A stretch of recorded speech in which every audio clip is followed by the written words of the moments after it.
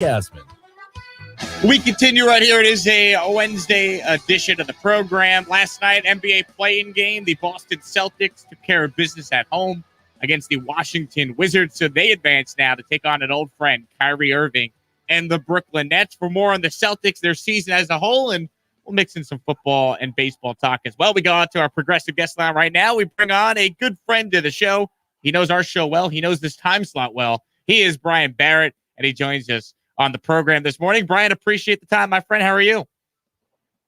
I'm doing well. And it's funny you mentioned, Jake, good friend or old friend Kyrie Irving, because you know what's aggravating from a Celtics perspective is these guys after every game hug Kyrie and praise Kyrie like he's the greatest thing ever. I get it, like Tatum's his friend and all that, but the guy left you because he didn't think you were good enough. He left you guys because he didn't think that he wanted to be in Boston anymore. And these guys are hugging him and praising him after games. It's very annoying to see it from a Celtics fan perspective. There's no love lost with the fan base. It's certainly everybody in the fan base.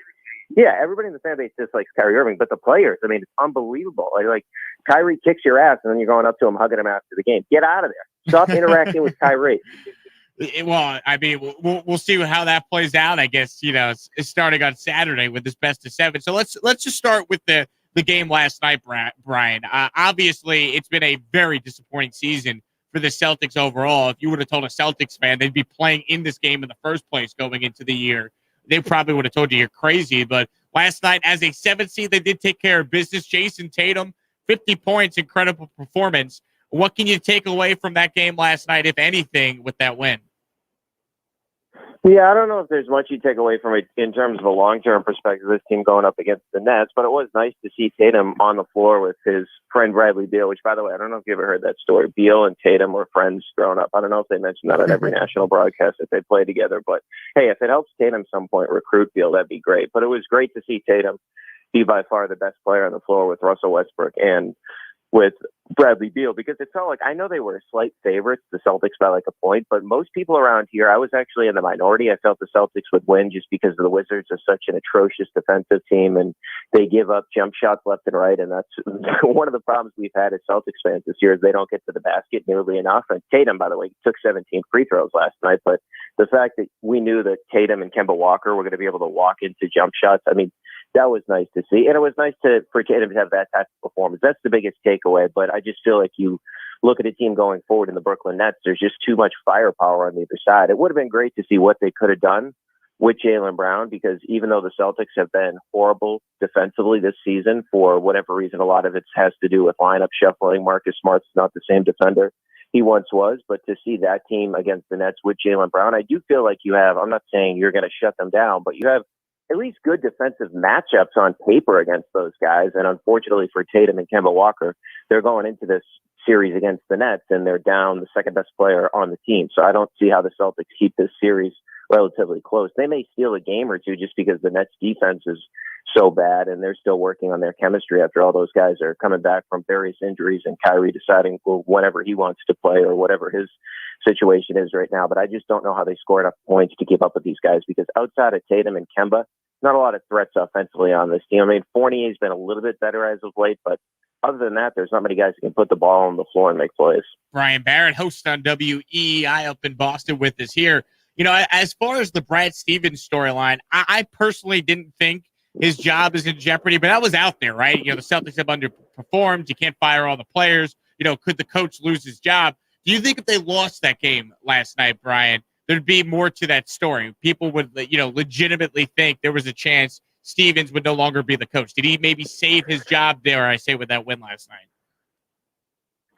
Sure. I mean, I understand the storyline, and you're spot on. That has been the biggest narrative about the Celtics over the past couple of weeks, right? I mean, it's gotten crazy here to the point where I was doing a show the other night. I mean, 2 people call up saying they want to trade Tatum, get rid of Tatum and build around Brown. It just got completely out of control because this team had been to the conference finals. They keep telling us the Celtics do. We went to the conference finals 3 out of the past 4 years. Like, congratulations, guys. But the Stevens storyline has been the biggest one. But I don't think there was any chance he was going to get fired. And I feel like it's an overrated narrative, and you need to find something to complain about with this team. But Brad Stevens' teams coming into this year, the previous 5 seasons, 4 out of those 5 years, they were top 10 defensively. One of those years, they were number 1 defense in the NBA. This year, all of a sudden, they're in a situation where they rank 14th in the NBA in defense. So do we really think that it's a Brad Stevens problem, or do we think it's a personnel problem? From my perspective, it's more of a personnel issue. Danny Ainge, the team that he gave Brad Stevens to work with, and the players he surrounded Jaylen Brown and Jason Tatum with, they aren't good enough. That's the reality of the situation. It's not a problem with Brad not being able to. Did we lose Brian there? I think we might have lost Brian there on the cell. Ron, let's see if you could get him back. So Ron will call Brian as his line cut out there mid Brad Stevens rant. But to follow up on what Brian was saying, I think he's right. And I've argued with Brad Stevens. I don't think the guy just forgot how to coach. I don't think that's what happened here. I don't think, you go to the conference finals, as Brian was talking about, 3 of the last 4 seasons, and then all of a sudden, this year, Brad Stevens no longer knows what he's doing. I don't think that's the case at all. I just think you look at the talent of the Celtics, and the lack of talent maybe has caught up with them when you lose Kyrie Irving, and then you lose Gordon Hayward, and then you lose Al Horford. You never really replace any of those guys. Maybe that has a lot more to do with it than necessarily the talent of or necessarily the coach of the Celtics. But I believe we have Brian Barrett back. Brian, I'm wondering, do you think someone cut your line because you were just speaking too many facts on the state of the Celtics? Yeah, it was probably management. It was probably Danny Ainge, et cetera, because that's been the issue with the team. Sorry about that, Jake. It's been the roster, right? So in the offseason, I heard you mention the Gordon Hayward situation. So in the offseason, there's a deal on the table for essentially Doug McDermott and Miles Turner. I understand Miles Turner is dealing with an injury, but Danny Ainge didn't want to make that move. So they bring in Tristan Thompson, and Tristan Thompson was supposed to be a veteran on this team. Here's the reality of the situation with Tristan Thompson. He's missed a quarter of the season. He's played in 54 games. Twice he's dealt with COVID issues, and he's violated protocol. One time he actually had COVID. The other time he violated protocol. He had a pec injury as well, and he has not been good when he's been on the floor, and he's been a bad example for the young players on the team. I mean, we had a game a couple of weeks ago as Celtics fans where we were incredibly disappointed with Thompson because after the game he went to the podium and they got beat by an inferior opponent. I believe it was the Cavaliers. I forget. All these bad losses string together. But he says, when I was in Cleveland, we didn't worry about regular season results. Well, you have LeBron. This guy was brought in to be a leader, and he's spewing that stuff after games. And then if you really look at this roster and you start to think about the moves that Danny Ainge has made, he has not made a good big move since 17. And that's when he moved up, or moved back, I should say, acquired an additional draft pick and drafted Jason Tatum. Ever since then, it's gone downhill for Danny. And you can defend him and say, well, hey, you would make the Kyrie trade too. Yes, certainly, but he's the one that made it, and it didn't work out, and he left. And when Kyrie was sending all the signals that he was going to leave, you weren't proactive about possibly moving him at the deadline. Everybody knew that he was going to left the organization, and not to mention the fact Kyrie could do whatever he wanted here, and everybody defended him. You lose Al Horford for essentially nothing. And the Kemba Walker piece. I like Kemba Walker as a person. I like Kemba Walker as a player, but the problem is he's never on the damn court. And this is something you could have predicted going back to his days in Charlotte. He had 3 knee procedures, and this is not me second guessing this. I said it on July 1st, 2019, when I was doing a free agency special. And Kemba Walker was signed by the Celtics, and he had 3 issues with that knee in the past, including a torn meniscus. Charlotte wouldn't give him the money that ultimately he could have made there. That should have been an indicator, as a red flag. They panicked because of the situation with Kyrie. And now essentially you have an immovable contract in Kemba Walker, and he's never on the court, which is the unfortunate part. So to circle back to the Brad Stevens thing, I don't know how anybody expected Brad Stevens to win at a high level with this group, not to mention the Jalen injuries. And it's not just this one with Jalen. He's been in and out of the lineup. He can't stay healthy. And Tatum missed a bunch of time as well. So I don't feel like if somebody's going to pay the price for this season, that it should be the head coach of the team. Brian Barrett, host on WEEI in Boston, joining us here talking all things Celtics. One final Celtics question I have for you, Brian. I mean, obviously, something has to be done this offseason to improve the team. Do you see the scenario where they would trade either Tatum or Brown, or are those two guys kind of locked in and they'll do their best to figure out the rest of the roster? I see it as highly unlikely, only because of the fact that if you look at it from a Celtics perspective, what could you get back for Jaylen Brown that's going to be better than him, right? Like, I could see them getting into a conversation about Bradley Beal if that actually does become available. But is Bradley Beal going to ask out? It seems like, for whatever reason, he's like the most loyal guy to the Washington Wizards we've ever seen. But who else out there makes sense for Jaylen Brown? Because really, if you think about this league, there's not good player for good player trades anymore, right? It's Anthony Davis for a bunch of draft picks and young players like the Brandon Ingrams, the Lonzo Balls of the world. So if you're trying to compete right now with Jason Tatum, who's not even in his prime yet, which is remarkable to think about, and you're thinking about moving a guy like Jaylen Brown, what are you resetting the table again? And you're going in there and trying to get draft picks and whatnot. It just doesn't make sense to me for where the Celtics are at. And even like one of the guys that everybody likes to talk about here is Karl Anthony Towns. Well, at this point, actually, Minnesota screwed themselves over from a draft pick perspective. They're probably going to send their pick to the Warriors this year. They played well down the stretch for them with Karl Anthony Towns and Anthony Edwards. They just brought in the new coach. I know there was controversy there when they first hired him, but he's done a pretty good job over the past couple of months, and it seems like they have something going there. So I don't see Karl Anthony Towns getting moved in the offseason. So what are you going to do in terms of if you considered moving Jaylen Brown, what's the upgrade? I don't really see it. So I could see a smaller move, for example. Marcus Smart, I think he's kind of been a problem because he thinks he's the leader of the team. You go back to the Orlando bubble last year, and he was all upset in the locker room after a game because the guys were mad he took too many shots. He's throwing garbage cans, and then they have to have a meeting until like 4 a.m. in the night with Kemba and Tatum and Jalen and Marcus Smart and Brad Stevens to hash it out. So if somebody's going to be moved, I believe a contender would look at Marcus Smart and say, okay, he's not the defender he once was, but he's a quality defender. He's played on good teams before. I could see it being a smaller move like that, but Jalen, Jason, Brad Stevens, and Danny Ainge, I don't see any of the big pieces moving.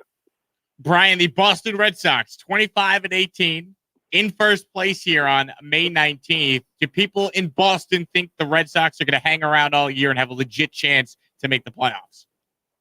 Yeah, I think they do. And look, the last night was the worst loss of the season in my mind for the Sox. They lost 8-0 to the Blue Jays. Eduardo Rodriguez was an issue. And that's one thing that has stuck out over the past couple of weeks. Erod can't find his stuff. And Alex Cora said last night his cutter looks like a hanging slider. It's been a problem. He gave up 11 hits last night, which ties a career high, I guess, or I guess you could say a career worst.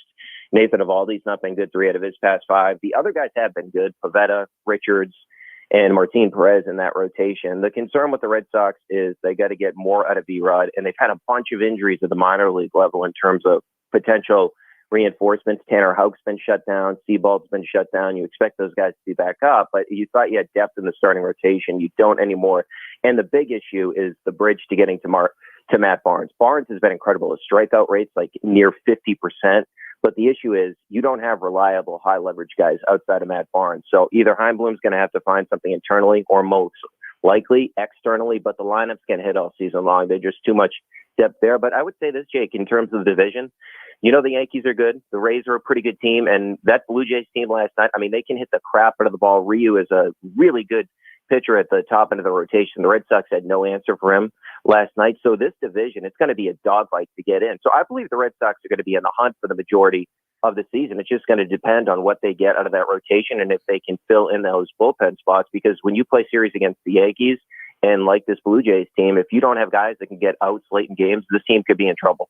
Totally agree. And then finally, Brian, what will the reaction be week 4 of the NFL season when Brady's back in New England for the first time? Oh, man, I can't think of a bigger sporting event in the history of this city. I know they've played in Super Bowls and all that, but I'm just talking about the hype going into this game. It's going to be absolutely incredible. And I believe he's going to get praised and all that. It's weird. It's funny how, oh, yeah, Brady's going to break the record. I can't imagine what Bill's going to be like when Brady breaks the passing record that game. It's going to be incredible. It just feels like Cam Newton's still going to be the quarterback at that time, which is the unfortunate part of this. I don't think Bill's going to have Mac Jones starting in the first couple of weeks of the season, which kind of stinks because we witnessed Cam last year. But I feel like Bill's too loyal to Cam that he's going to give him an opportunity with better weapons. But I do think you'll see a lot of Brady jerseys there because people are still pissed off that Bill let him go. And now that Brady already won the Super Bowl in year 1, a lot of people are Brady fans and a lot of people are pissed at Bill. And if Brady comes into Foxborough and lights up Bill Belichick's defense, it's going to be a bad look. But it is going to be interesting to see Bill's game plan because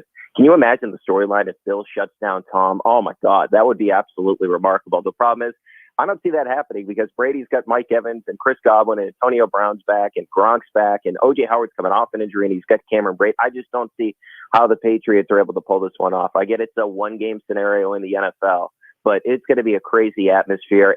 The one thing I'll say from a Patriots perspective that maybe they have working for them, Early in Super Bowls, Brady gets too hyped, right? He never scored. They never had a touchdown with Brady in the first quarter of a Super Bowl as a member of the Patriots. He never scored a touchdown.